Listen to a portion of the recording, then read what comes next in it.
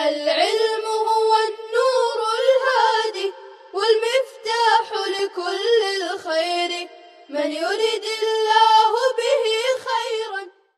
بسم الله الرحمن الرحيم.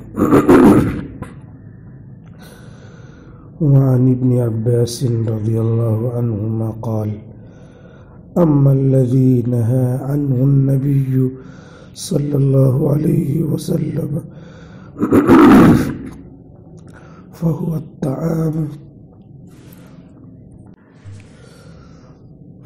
الطعام أن يباع حتى يقبض. قال ابن عباس: ولا أحسب كل شيء إلا مثله. متفق علیہ. مشکات شریف کی یہ کتاب المنہی عنہا من البیوع کا بیان چل رہا ہے، جس کی الفصل الاول کی حدیثیں بخاری اور مسلم کی بیان ہو رہی ہیں.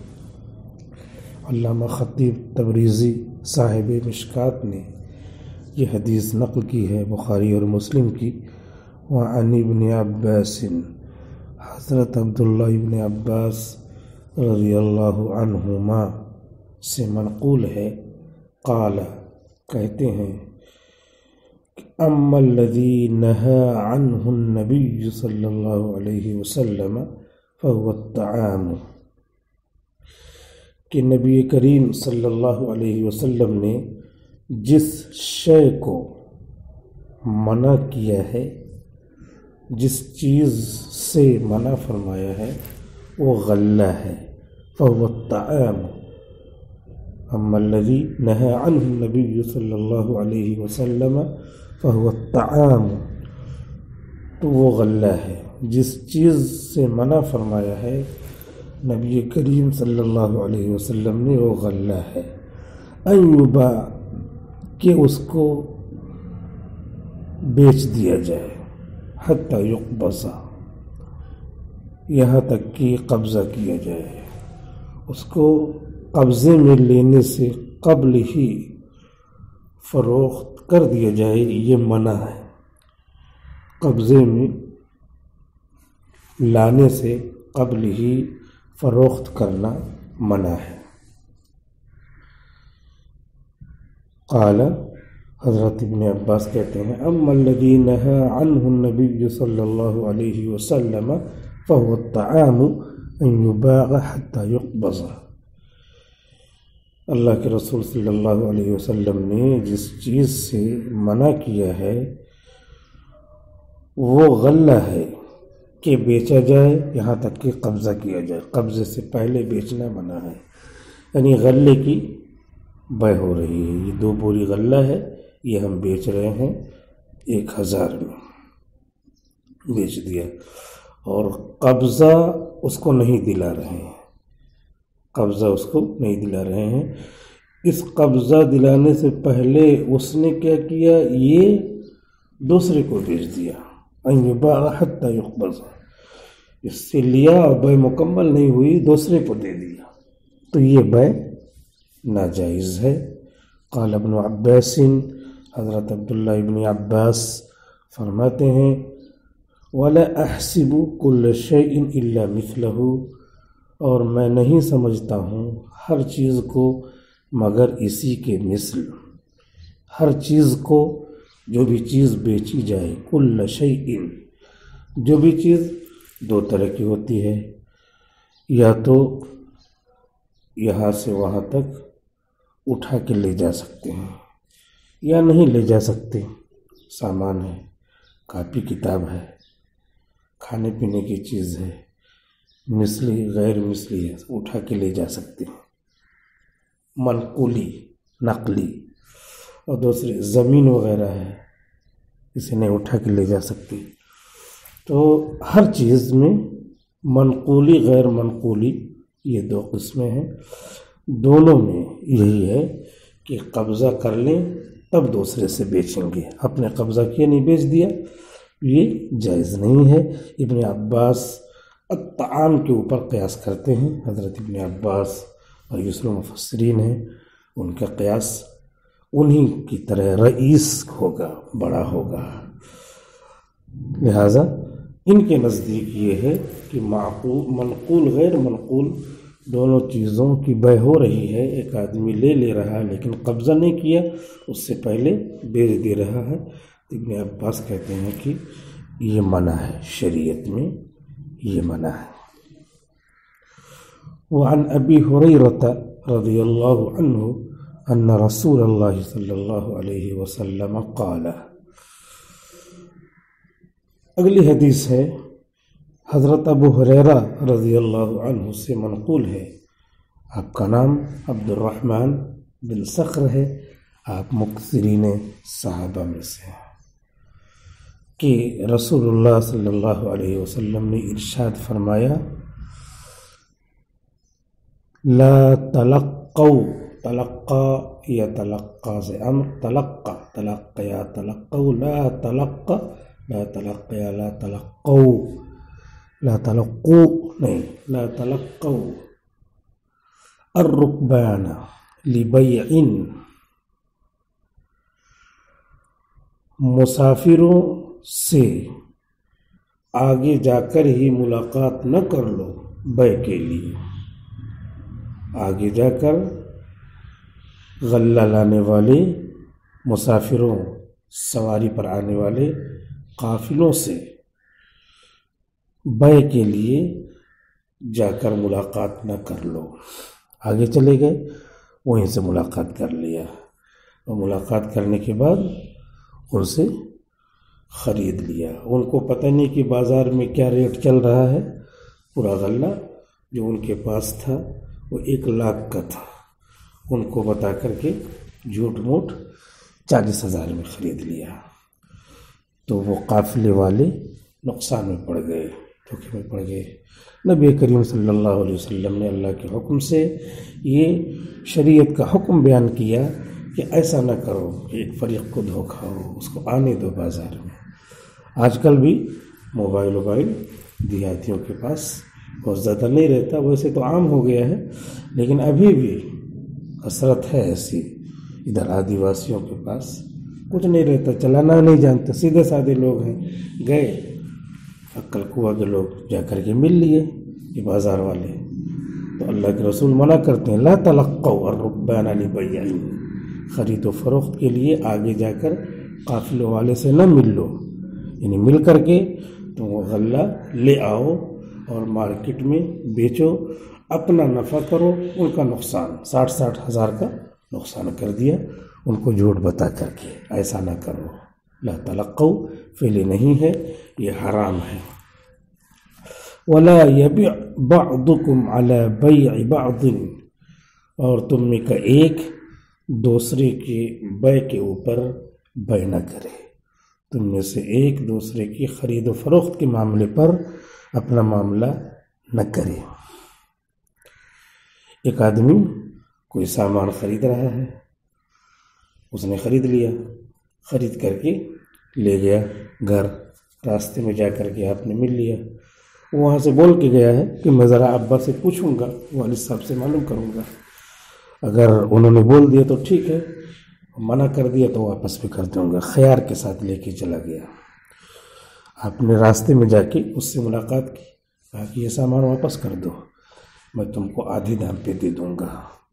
وہ آ کر کے یہ سامان واپس کر دے رہا ہے اور پھر یہ اس کو بیچ دے رہا ہے. تو اپنے نفع کے لیے اس معاملے کو بگاڑ دیا اس نے.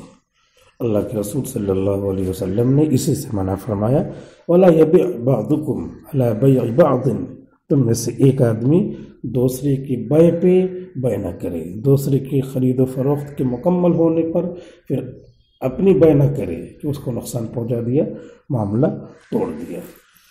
وَلَا تَنَاجَشُوا، اور نجش نہ کرو، اور نجش نہ کرو، رغبت دلا کر دھوکہ نہ دو.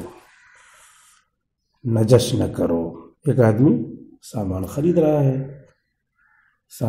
رہا ہے، آپ گئے سامان کی بڑی تعریف کرنے لگے، بہت شاندار سامان ہے، کتنے میں دے رہے ہو؟ آپ دے رہے ہیں 50 روپے کلو. یار مجھ کو 55 میں دے دو. اب وہ سوچ رہا ہے کہ یار یہ کہیں نہ لے کے چلا جائے، سامان کی قیمت بڑھا کر اور تعریف کر کے وہ لینا چاہ رہا ہے، تو یہ بھی کہہ رہا نہیں میں ہی لوں گا، 55 میں مجھ کو دے دو۔ تو اللہ کے رسول نے صاف منع فرمایا، لا تناجشوا، لا تناجشوا، نجش نہ کرو۔ اس طرح نجش کرنا صاف گناہ کبیرہ میں داخل ہے۔ ولا یبع حاضر لباد، اور نہ بیچے شہری دیہاتی کے لیے، نہ بیچے شہری دیہاتی کے لیے۔ دیہات والا کوئی آدمی سامان لے کر کے آیا شہر میں، شہر کے بھاؤ میں بیچے گا، لیکن کوئی شہری اس نے کہا کہ اپنا سامان یہاں رکھ دو، میں بیچ دوں گا، اچھے دام میں بیچ دوں گا، زیادہ بڑھیا دام میں بیچ دوں گا۔ وہ چلا گیا، یہ بیچ کر کے اس کو پیسہ دے دے گا، کچھ اپنا بھی طے کر لیا ہوگا، لیکن یہاں جو اس کا سامان لے کر کے بڑھیا دام میں، اچھے دام میں بیچنے کے لیے کہہ رہا ہے، تو اس سے پبلک کا نقصان ہے، عوام الناس کا نقصان ہے۔ شریعت میں اس کو منع کیا گیا، لا یبع حاضر لباد، شہری نہ بیچا کرے لباد، دیہاتی کے سامان کو۔ ولا تسروا الابل والغنم، اور اونٹ اور بکری، اونٹ اور بکری کے تھنوں کو باندھ کر دودھ جمع کر کے نہ بیچا کرو، دودھ نہ جمع کیا کرو۔ ولا تسروا الابل والغنم، اور اونٹ اور بکری کے تھنوں میں دودھ اکٹھا نہ کیا کرو۔ ایک آدمی ایسا کرتا ہے کہ پرسوں نرسوں بدھ کو مارکیٹ میں بیچنا ہے، بدھ کا بازار ہے، اگر یہ جمعہ کا بازار ہے، کہیں کہیں سنڈے کا رہتا ہے اور کہیں کہیں پیر کا رہتا ہے۔ بہرحال 2-3 دن پہلے اس نے کیا کیا، اونٹنی اور بکری کے دودھ کو باندھ دیا، یا نہیں باندھا، ویسے ہی دودھ نہیں دو رہا ہے۔ اب اس کے بعد 3 دن کے بعد وہ خوب جو ہے تھن پھول گیا، جا کر کے مارکیٹ میں بیچ دیا۔ جو بیچے گا وہ سوچے گا ارے یہ تو 10 کلو دودھ دے رہی ہے یہ بکری یا اونٹنی، لے لیا۔ اس کے بعد دوبارہ دھویا تو 2 کلو بھی نہیں ہو رہا، 1 کلو بھی نہیں ہو رہا، یہ دھوکہ کھا گیا۔ اللہ کے رسول کہہ رہے ہیں لا تسروا الابل والغنم، اونٹنی اور بکری کے تھنوں میں دودھ کو باندھ کر رسی وغیرہ سے یا یوں ہی چھوڑ کر جمع نہ کرو، اکٹھا نہ کرو۔ فمن ابتاعها، اب ایک آدمی دھوکے میں پڑ گیا، وہ خرید کر کے گھر لے کے چلا گیا۔ فمن ابتاعها بعد ذلك، اس کے بعد جس نے اس کو خرید لیا، تو امام ابو حنیفہ رحمۃ اللہ علیہ فرماتے ہیں کہ خرید لیا، ایجاب و قبول ہو گیا، پیسہ دے دیا، لے لیا، دھوکے میں پڑ گیا، لیکن اب یہ بے لازم ہو گئی، اب آگے کچھ بھی نہیں ہونا ہے۔ آگے کا جو عنوان ہے، جو بیان ہونے جا رہا ہے، وہ امام ابو حنیفہ رحمۃ اللہ علیہ کے یہاں منسوخ ہے۔ پہلے تھا، بعد میں جو ہے دوسرے احکام نازل ہونے سے یہ حکم منسوخ ہو گیا، لیکن جو یہ حکم آ رہا ہے اس پہ امام شافعی رحمۃ اللہ علیہ نے عمل کیا ہے۔ کیا آ رہا ہے؟ ایک آدمی نے خرید لیا، لے آیا گھر میں، بالٹی منگایا، بکٹ منگایا، اس میں دودھ دو 10 کلو دودھ، لیکن اس کے بعد شام کو جب دو رہا ہے یا اگلے دن دو رہا ہے تو 1 کلو دودھ نکل رہا ہے، بہت جو ہے پستا رہا ہے۔ تو شریعت کیا کہہ رہی ہے؟ فَهُوَ بِخَيْرِ النَّظْرَيْنِ، تو وہ 2 اختیاروں میں سے ایک کے خیر کے ساتھ ہوگا، ایک کے خیر کے ساتھ، 2 نظر میں سے ایک نظر کے خیر کے ساتھ، جو اس کو خیر لگے اس کے ساتھ ہوگا، یا 2 نظروں میں سے 2 اختیار میں سے ایک اختیار کو خیر، اختیار کا جو ہے اصلی حرف ہے خا یا را کو اختیار کر لینے کے ساتھ ہوگا، یعنی شریعت میں سے شریعت نے اس کو 2 اختیار دیے، اس میں سے جو اختیار کرنا چاہے۔ کیا اختیار؟ کب اختیار دیا ہے؟ بعد ان یحلبها، اس کو دہنے کے بعد۔ کیا اختیار دیا ہے؟ لے آیا ہے تو کون واپس کرنے جائے، رکھ لے، اب نہیں جاتے، دھوکہ ہو گیا ہو گیا۔ ان رضیہ امسکہ، اگر راضی ہو تو اس کو روک لے، ان رضیہ امسکہ، اگر وہ راضی ہو تو اس کو روک لے۔ وہ ان سخطہ، اور اگر غصہ ہو رہا ہے تو اگلے بازار میں کہ بدھ کو بازار لگے گا، وَإِذْ سَخِطَهَا، اور اگر اس سے ناراض ہو رہا رَدَّهَا، اس کو واپس کر دے۔ تو اب ظاہر سی بات ہے بکری لے کر کے آیا ہے، مان لیا بکری 4000 روپے کی بکری تھی، اس کو لے کر کے آیا ہے، اب اس کو واپس کرنا ہے تو اس کو واپس کر دے گا 4000، بکری دے دے گا، 4000 واپس لے لے گا۔ لیکن وہ جو دودھ دیا ہے 10 کلو کا، 10 لیٹر دودھ، وہ 10 لیٹر دودھ بھی اس کو واپس کرنا چاہیے، کیونکہ جب بکری خریدا ہے تو دودھ کے ساتھ خریدا ہے، تو اب دودھ واپس کر سکتا ہے۔ لیکن یہاں مسئلہ یہ ہے کہ جتنا دودھ اس کے تھن میں تھا اسی کو واپس کرنا ہے۔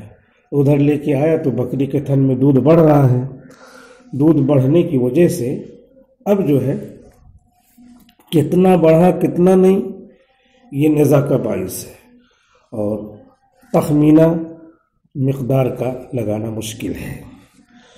اس لیے اب دودھ واپس کرے تو کہے گا اتنا نہیں اتنا، اور خود بھی خطرہ ہے کہ میرا بھی دودھ اس میں جا رہا ہے، کتنا دیں کتنا نہ دیں، تو معیار ٹھہرانا دودھ کو دے دے یا دودھ کی قیمت دے دے مشکل ہو رہا ہے۔ تو شریعت نے یہ نظام بنایا کہ دودھ کو ہٹا دو، اس کی جگہ ایک چیز طے کر دو تاکہ نزاع ہی نہ ہو۔ وہ متعین کیا وسع من التمر، بکری واپس کر دیا اور جو ہے 4000 5000 واپس لے لیا، اور دودھ جو پیا ہے یا دودھ نہیں پیا رکھا رہتا تو اس کو واپس کرنے میں مشکل ہے، تو اس کی جگہ پہ شریعت نے کہا ہے کہ صاع من تمر، 1 صاع کھجور دے دے اس کی جگہ پہ۔ اور چونکہ یہ الگ سے تھوڑا مسئلہ ہے اس لیے کھجور ہی دے، گیہوں نہیں دے گا، کھجور ہی دے گا، وہ گیہوں نہیں دے گا۔ وصاع من تمر کا یہی مطلب ہے۔ اس پر امام شافعی رحمۃ اللہ علیہ کا عمل ہے، متفق علیہ، بخاری اور مسلم نے اس پر اتفاق کیا ہے، یعنی یہ پوری 250 سطر والی حدیث بخاری میں بھی ہے مسلم میں بھی ہے۔ وفی روایت لمسلم، اور مسلم شریف کی ایک روایت میں ہے، مسلم شریف کی ایک روایت میں ہے من اشترى شاة مسراتا، جس شخص نے ایسی بکری خریدی جس کے تھن میں دودھ جمع کر دیا گیا تھا، من اشترى شاة مسراتا، جس نے خریدا ایسی بکری جس کے تھن میں دودھ جمع کر دیا گیا تھا تاکہ جو ہے زیادہ دودھ لگے اور زیادہ پیسے میں بکے۔ یہ ایک طرح کا دھوکہ ہے، لیکن اب ایک آدمی دھوکے میں پڑ گیا، من اشترى خرید لیا، جو خرید لے شاطن مسراتن، ایسی بکری جس کے تھنوں میں دودھ جمع کر دیا گیا تھا، فہو بالخیار، تو اس کو اختیار ہے، 3 ایام، 3 دنوں کا، 3 دنوں کا اختیار ہے۔ اب وہ لے آیا بکری، دیکھا دھوکے میں پڑ گیا، وہ تو 2000 میں ملتی 5000 کی خرید کے لایا ہے، کیونکہ دودھ 10 کلو دے رہی ہے اس پہلی مرتبہ اور اب 2 کلو دے رہی ہے، تو اس کو اختیار ہے 3 دن تک۔ اب سوچ لے رکھنا ہے تو رکھ لے، اور نہیں رکھنا ہے تو آج کل پرسوں 3 دنوں میں کسی دن واپس کر دے، اگلے مارکیٹ بدھ کا انتظار نہ کرے۔ کیوں؟ اس لیے کہ 3 ہی دن اس کو اختیار ہے، اس کا گھر تلاش کرے، اس کے گھر پہنچ جائے بکری لے کر کے، اس کو واپس کر دے اور پیسہ ریٹرن لے لے، واپس لے لے۔ فَإِن رَدَّهَا، تو اگر اس نے بکری کو واپس کیا، بکری کو واپس کر رہا ہے تو پیسہ لے گا، اس کا 5000 دیا تو 5000 لے گا۔ فَإِن رَدَّهَا، تو بکری کو واپس کرے گا تو بکری کا جو دودھ تھا تھن میں بکٹ میں نکالا تھا تو وہ دودھ تو پی گیا یا گر گیا، یا یہ ہے کہ اس کا دودھ اور خریدنے کے بعد تھن میں دودھ بڑھا ہوگا تو اسے کیسے واپس کرے گا؟ تو دودھ واپس کرنے کی شکل نہیں بن رہی ہے۔ اس لیے شریعت نے ایک دوسرا معیار مقرر کر دیا، وہ یہ ہے رد معها صاع من طعام، کہ اس کے ساتھ 1 صاع کھجور، 1 صاع کھجور واپس کرے گا۔ طعام، صاع من طعام، پہلی والی حدیث سے یہاں کھجور کی تشریح ہوگی، طعام سے مطعوم، کھائی جانے والی چیز، عام ہے، اور اوپر والی حدیث نے التمر کہا ہے، تو اس عام کی تخصیص ہو جائے گی، عام ہر کھانے والی چیز، لیکن اس میں تمر سے خاص کر لیا جائے گا، تو یہ خاص ہو گئی۔ صاع من طعام، ایک صاع کھجور، لا سمراء، اور کوئی چیز نہیں دے گا، گیہوں نہیں دے گا، لا سمراء نہ کہ گیہوں، کھجور دے نہ کہ گیہوں، کتنا دے؟ ایک صاع دے۔ ایک صاع کی تعین اس لیے کر دیا تاکہ مفضی الی النزاع نہ ہو۔ یہ حدیث شریف یہاں مکمل ہوئی۔ والسلام علیکم ورحمۃ اللہ وبرکاتہ۔ السلام عليكم، لا تنسوا الإعجاب بالفيديو والاشتراك في القناة تشجيعا لنا لنستمر بنشر المزيد إن شاء الله.